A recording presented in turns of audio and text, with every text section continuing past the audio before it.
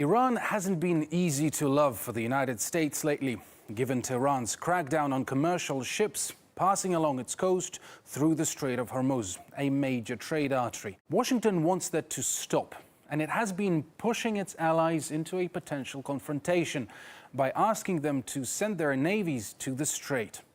This maritime security framework will enable nations to provide escort to their flagged vessels, while taking advantage of the cooperation of participating nations for coordination and enhanced maritime domain awareness and surveillance. With a pompous name for the operation, Washington laid out an alluring prospect for its allied ships to be the sentinels of the region, except few have been tempted. The federal government will not be involved in the sea mission presented and planned by the US. We consider the strategy of maximum pressure to be wrong. We do not want military escalation. We will continue to rely on diplomacy. Well, Germany's been a bit difficult for years. But what about, say, France? We are setting up a European initiative. This vision is at the opposite of the American initiative, which is the choice of maximum pressure to make Iran go back on a certain number of its objectives. Yeah, maybe think next time you call someone a fool right before you start calling in favors.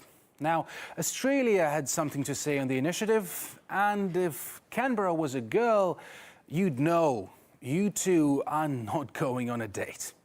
The request that the United States has made is a very serious one, and it is a complex one. That's why we are currently giving this request very serious consideration. But we will ultimately, as we always do, decide what is in our own sovereign interests, and we certainly discussed this issue during our ministerial consultations. But again, no decision has yet been made. America's Secretary of State keeps a straight face. You simply shouldn't believe everything that's reported in the press. There's lots of conversations taking place amongst all of the countries. It's very important that every country that has an interest in that region and has goods and services that flow, energy that flows into places like Japan and Korea, that they participate in a way that protects the interests of their own economies. But Iran has already shared what it thinks about the formidable force Washington has managed to gather, and it's not alone in this opinion. Today, the United States is alone in the world and cannot create a coalition. Countries that are its friends are too ashamed of being in a coalition with them.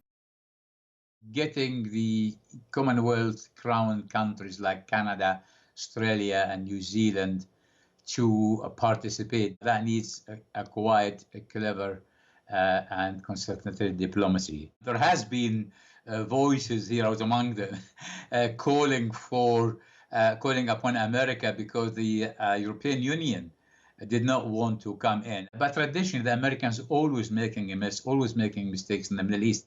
Now, the crisis in the Strait of Hormuz shows Washington might be slipping in its global standing.